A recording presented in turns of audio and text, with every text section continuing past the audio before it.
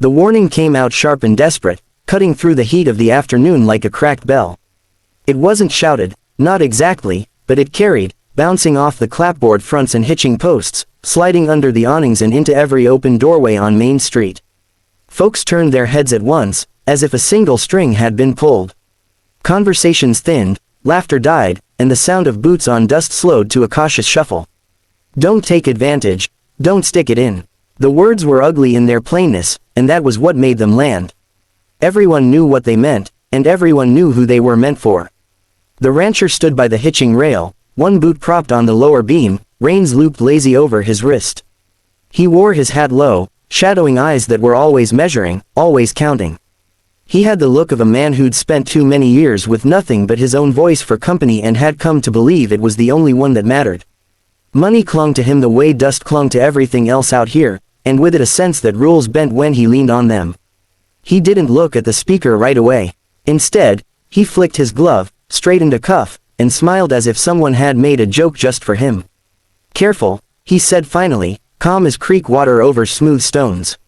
"That kind of talk can get a man in trouble." Caleb Reed stood a few paces away, shoulders tight, hands hanging heavy at his sides. Even out of his forge apron he carried the smell of iron and sweat, and his arms bore the quiet strength of a man who had learned early how to make stubborn things move. His jaw worked as if he were chewing on something bitter. He'd meant the warning for the rancher, but he'd said it for the town, too, for anyone who needed to hear that there were lines that still mattered. "I'm already careful," Caleb said. "You're the one pushing your luck."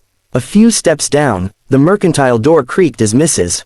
Hollis leaned out, pretending to rearrange sacks of flour while she listened with her whole body. The preacher's wife froze in the shade, one hand pressed to her chest, eyes wide.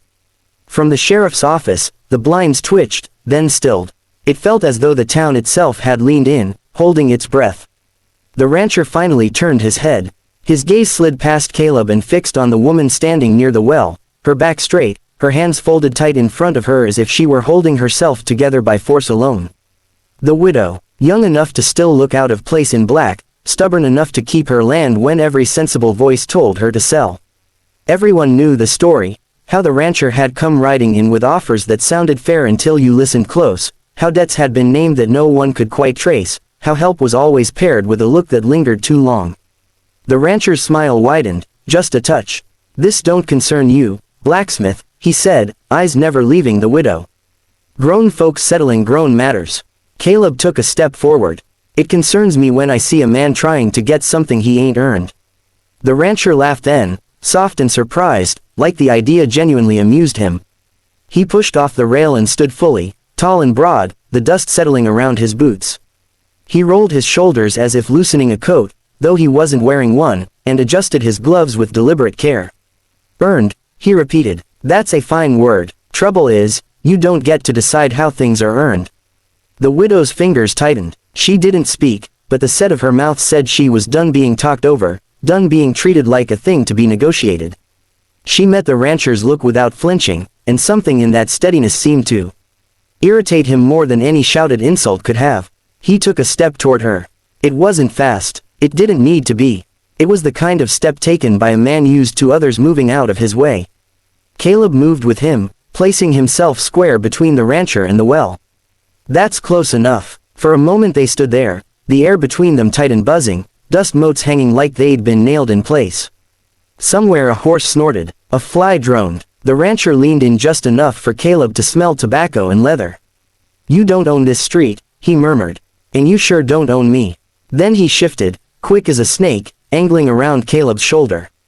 A hand went where it had no right to go, a touch taken instead of given, a line crossed with the easy certainty of someone who believed apologies came cheap and consequences cheaper.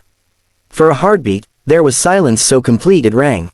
Then fury followed. Caleb's fist moved before his mind caught up, muscle and memory answering a wrong that didn't need thinking about. The punch landed solid, a sharp sound that cracked the quiet wide open.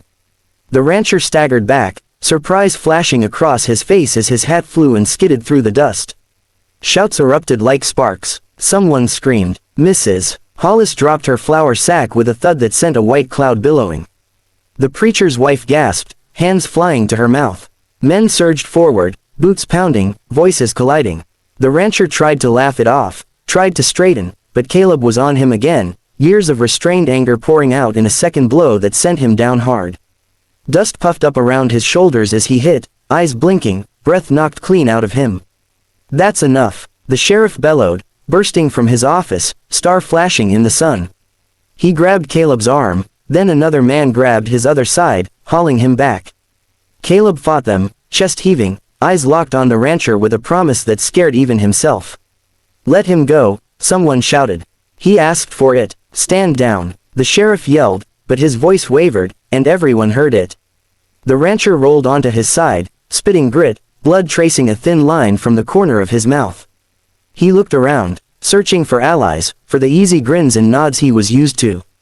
He found none. Men stood shoulder to shoulder, not advancing, not retreating, a wall he hadn't known was there. Women clustered around the widow, hands light on her arms, steadying, protecting. The preacher stepped forward then, his voice ringing clear and hard, stripped of its usual gentleness. "You've done enough here." The rancher's laugh came out wrong, a bark that turned into a cough. "This is how it is now," he rasped. "One punch and a sermon. This is how it should have been before," Caleb said, finally shaking free enough to speak, though hands still gripped his sleeves. "You don't get to take what ain't yours." The sheriff looked from Caleb to the rancher, then to the gathered faces, reading the room the way he'd learned to read weather. He knelt and picked up the rancher's hat, brushing dust from it more carefully than the man deserved. "You're leaving town," he said, quiet but firm. "Now." The rancher stared up at him, disbelief warring with pain. "You can't." "I can," the sheriff said. "And I will." Help came slowly, reluctantly.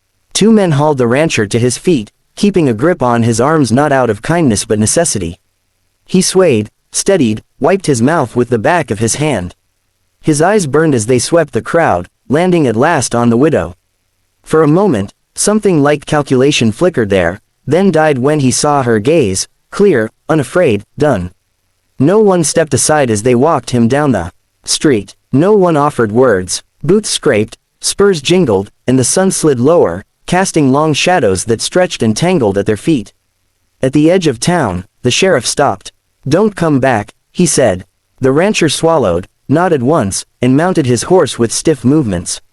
He didn't look back as he rode off, dust rising to swallow his tracks. When the sound of hoofbeats finally faded, the town exhaled. Caleb stood in the middle of the street, hands trembling now that the heat had drained out of him. The widow approached, slow and steady. She stopped a pace away, searching his face. "Thank you," she said, simple and strong. He nodded, unable to trust his voice yet. Around them, people began to move again, picking up dropped sacks, opening doors, murmuring to one another. It wasn't celebration, it was something quieter, deeper, a shared understanding that a line had been drawn and held. As the sun dipped and the light softened, Main Street looked much the same as it always had. But beneath the familiar dust and wood and stone, something had shifted. And everyone there knew they would remember this day, not for the punch or the blood, but for the moment the town decided, together, that enough was enough.